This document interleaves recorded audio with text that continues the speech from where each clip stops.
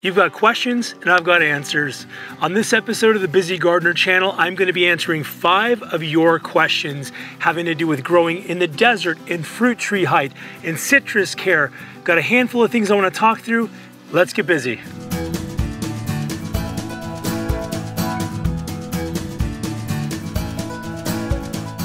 I'm Cameron, welcome back to the Busy Gardener channel. I asked you guys to let me know what do you want to have answers to, and a lot of you wrote back.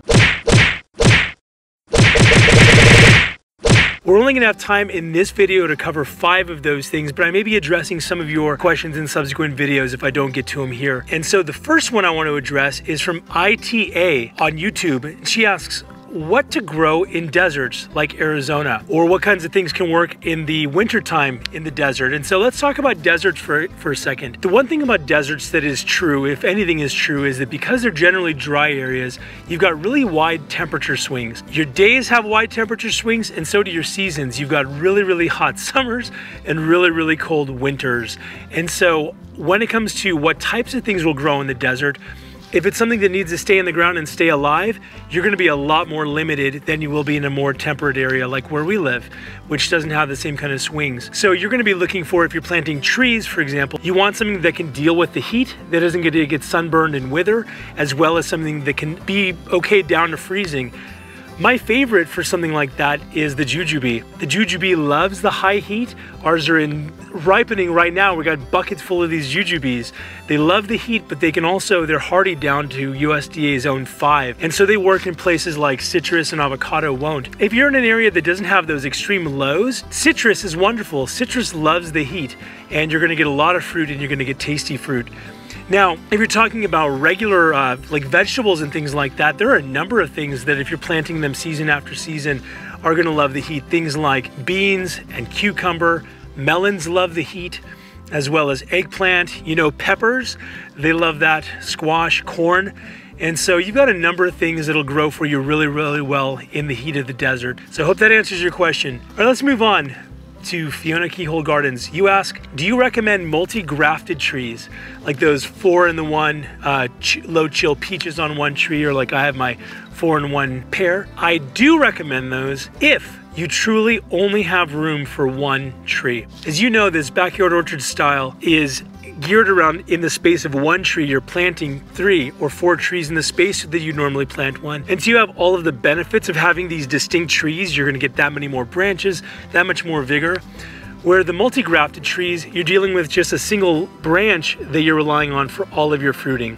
And while that can take up its quadrant of the tree pretty well and give you that type of variety, I view those trees as being more of a novelty. Or if you, again, truly have no space for more than a single tree like in the ground. If you can only handle this, then plant 1, but if you can do this, then plant 3 or 4, and you can get the same kind of thing with more branching, a little bit better vigor. So that's my recommendation on that. I hope that helps, Fiona. All right, Jerry Grows Plants. You asked a couple of questions, and this is Jerry is on Instagram. You say, your picks from now, from when you started to now is amazing.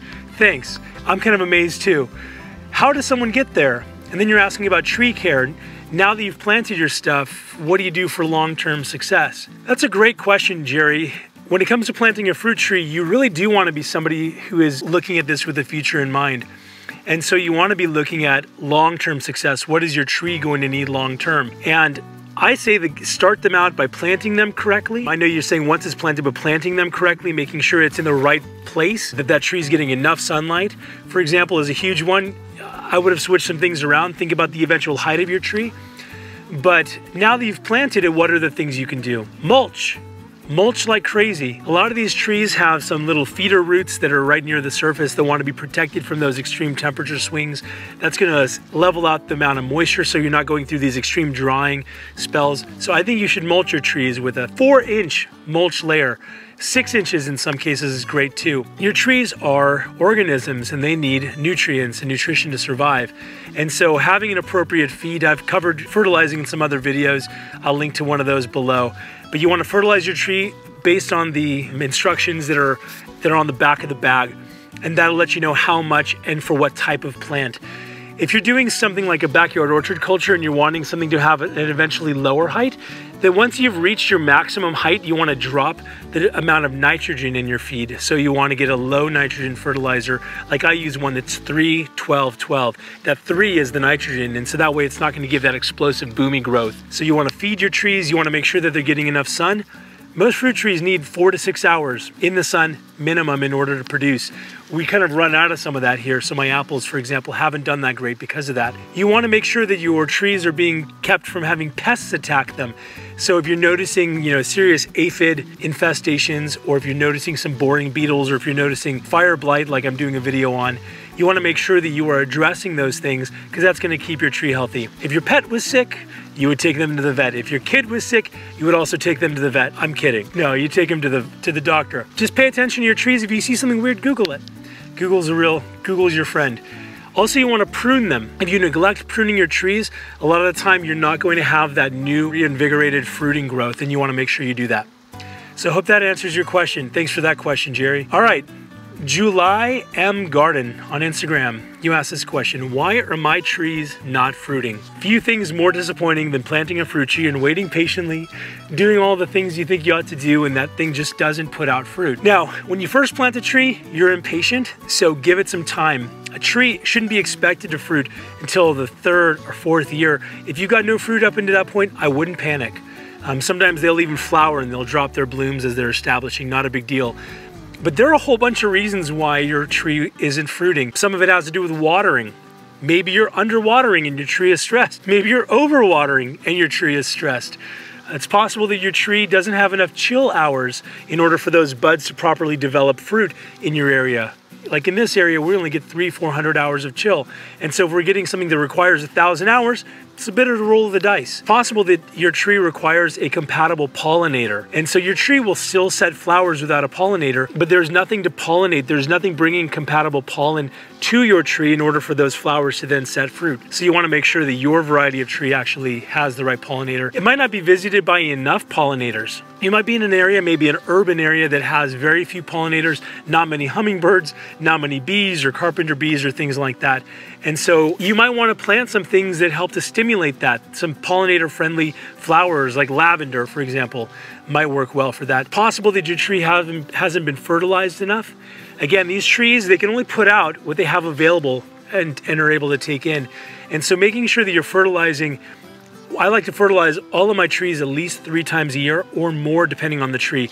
All of my deciduous are 3 times a year, and the subtropicals and banana, things like that, I'm going to fertilize a little more regularly. You might be fertilizing not enough. You might have created a toxic situation because you went crazy and you just started throwing fertilizer everywhere, so you might have fertilized too much. This is where the amounts that are on the back of your bag are going to be really helpful in determining that. It's possible your trees have been sunburned. I talked about your trees being too young. It's possible that your trees are too old. Some trees like the Prunus family, like peaches and nectarines, they are only really expected to fruit for 15 or 20 years very productively. You might get some fruit after that, but they need to be replaced. Whereas you've got apple trees that last a lot longer than that. You've got a number of trees that can last much, much longer than that. Read up on your tree, see what your expected lifespan of your tree is. So I'm sorry your tree isn't fruiting if it's not. Give it a little bit of time, but you might ask yourself some of those questions. So I hope that helps, July. 3 of you guys asked about citrus. Jeff Molino on Instagram, Bloom in Melbourne on Instagram, and Tony Cervantes 323 on Instagram. You guys are asking for citrus tree care. You're asking how my 2-in-1 citrus trees are going. You know, the ones where I planted them next to each other. And you're asking how to maximize my orange harvest. Help! Citrus, I put a previous video, I think is one of the easiest fruit trees for anybody to grow. They don't require pruning in order to produce fruit. They require very little care. The watering can be a little bit infrequent. It actually likes that. And so there are a few things you want to keep in mind to make sure you have the happiest citrus tree possible, because the happy tree will put out happy fruit. So one thing you want to make sure is that your tree is getting 5 hours of sun or more per day. That means if you're in the northern hemisphere, northern North America, then you want that to be southern facing. So you want it to be getting sun from the south. If you're in Australia, which a number of you are, I'm guessing that Bloom in Melbourne probably is, you want that to be north facing. So that way you're able to get enough sun for your tree. Your citrus tree wants infrequent, deep, slow watering. and you want to let the root zone dry out a little bit in between waterings. And so what that means is a drip system that is able to go down and saturate that soil and saturate the root zone is really important, but also that you're not keeping it moist. And so that way you allow it to dry out a little bit before you come back in with another watering.